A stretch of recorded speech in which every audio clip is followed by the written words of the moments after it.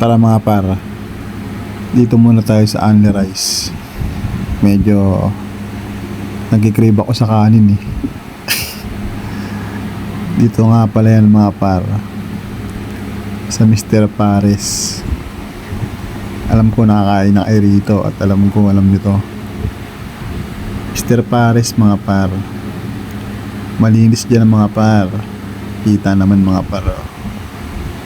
Yun, dun yung bilihan mga par, ay bilihan, kuhaan mga par ng Only Rice at Only Sabaw. At nga pala mga par, no, ito rin pala ay isang Only Rice, Pares, Only Sabaw, plus isang soft drinks. Nasa 100 plus lang to mga par. Mr. Pares mga par, ayun o, doon ang kuhaan ng kanin mga par. Gusto nyo, pwede nyo rin kunin yung bantero kung gusto nyo. Ayan mga par. So, pangatlo ko na yan mga par. Poise na poise yung kasama ko mga par. Medyo naparami. At yung mga, ayan mga par, yung mga seasoning na yan mga par, yung mga pang-lauk-lauk sa Pares, Only rin yan. Gusto nyo, ipaligo nyo pa. Hindi, joke lang. Only rin yan mga par, mga seasoning. Tsaka nasa table mo na yan. So, magsawa ka kung anong gusto mong timpla, kung anong trip mo. Bahala ka sa buhay mo. Ayan mga par.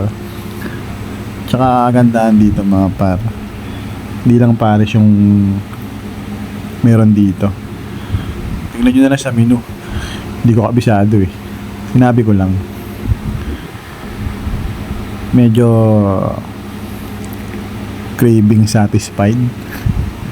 Naka-anim na rice ata ako dito.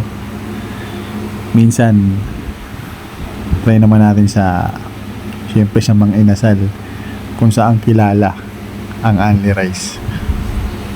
Minsan pagka sinipag or ginanahan mga par, pag nag-crave ulit ako sa rice.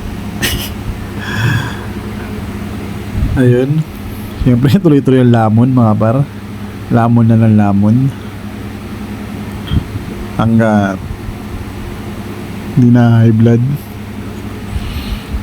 Tawan-tawa pa si kaibigan dito. Busog na kasi yan mga par, kaya ganyan no.